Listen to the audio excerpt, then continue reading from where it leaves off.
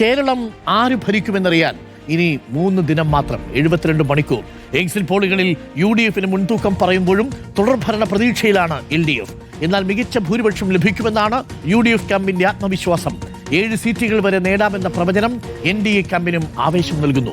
TV Prasad ഉണ്ട് കൂടുതൽ വിവരങ്ങളുമായി. TV Prasad, very good morning. TV Prasad, ഒരു ഭാഗത്ത് UDF ക്യാമ്പിന് ആവേശവും ഒരു ആത്മവിശ്വാസവുമാണ്, മറുഭാഗത്ത് LDFനാണെങ്കിൽ ചെറിയ ആശങ്കയുണ്ടെങ്കിൽ പോലും ഈ എക്സിറ്റ് പോളൊക്കെ തെറ്റാനുള്ള സാധ്യത കൂടുതലാണെന്ന് അവർക്കറിയാം.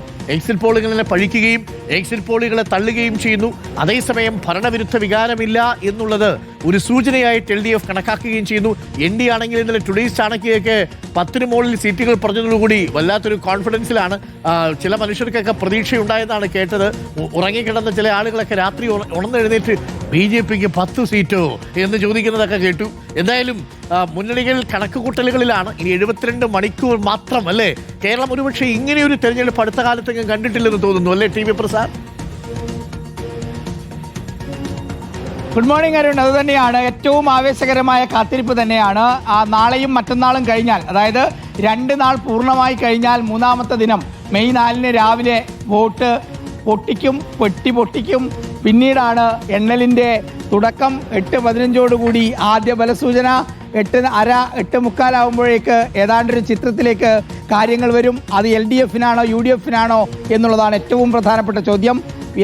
NDA അക്കൗണ്ട് തുറക്കുമോ? തുറന്നാൽ എത്ര സീറ്റ് വരെ പോകും?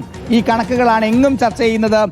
LDFനെ സംബന്ധിച്ചിടത്തോളം നേരത്തെ അരുൺ പറഞ്ഞതുപോലെ എക്സിറ്റ് പോളോടുകൂടി അവർക്ക് പ്രതീക്ഷ കുറച്ചൊന്നുകൂടി കൂടി എന്നുള്ളതാണ്. അവരെ സംബന്ധിച്ചിടത്തോളം ഭരണവിരുദ്ധ വികാരത്തിൻ്റെ ഒരു ട്രെൻഡ് എക്സിറ്റ് പോളിൽ എവിടെയും ഇല്ല. കാരണം ഒരു 100 സീറ്റിന് മുകളിലേക്ക് UDFന് ആരും പ്രവേശിച്ചിട്ടില്ല എന്നുള്ളതാണ് LDFന് ആശ്വാസമായി കരുതുന്നത്. പക്ഷേ UDFനെ സംബന്ധിച്ചിടത്തോളം നമുക്കറിയാം, തെരഞ്ഞെടുപ്പ് കഴിഞ്ഞതോടുകൂടി അവർ വലിയ ആശ്വാസത്തിലാണ്. മാത്രവുമല്ല, മുഖ്യമന്ത്രി ചർച്ച നേരത്തെ തന്നെ തുടങ്ങിയ മുന്നണിയായി UDF മാറുകയും ചെയ്തു.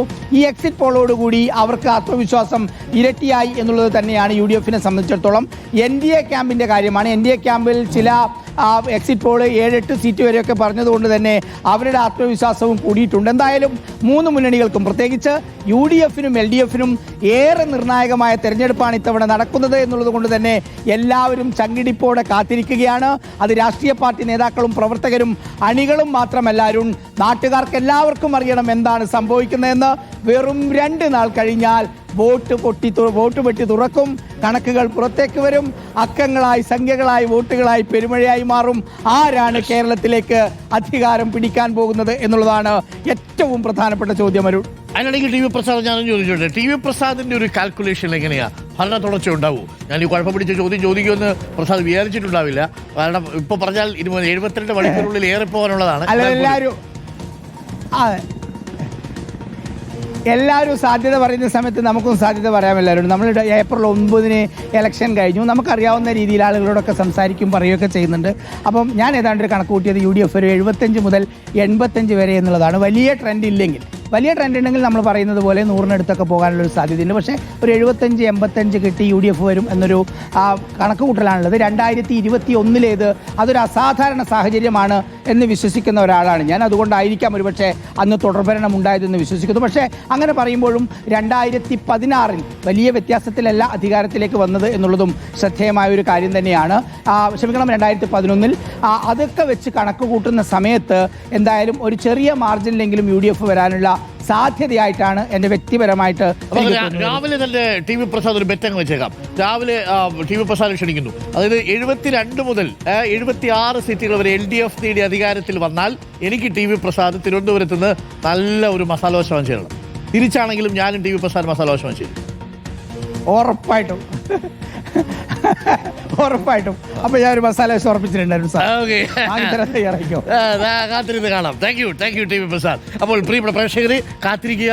കേരളം മുഴുവൻ എന്ന് പറയാൻ പറ്റില്ല, ലോകമെമ്പാടും ഉള്ള ഇന്ത്യക്കാരെ കാത്തിരിക്കുന്ന ഒരു തെരഞ്ഞെടുപ്പാണ്. കാരണം കേരളത്തിൽ നമുക്ക് മാത്രമാണ്. വെസ്റ്റ് ബംഗാളിൽ എന്ത് സംഭവിക്കുമെന്നുള്ളതാണ് ഇന്ത്യൻ രാഷ്ട്രീയത്തിന് തന്നെ നിർണായകമായ ദിശാസൂചിയായി മാറിയേക്കാവുന്ന തെരഞ്ഞെടുപ്പാണ് വെസ്റ്റ് ബംഗാളിൽ നടന്നത്.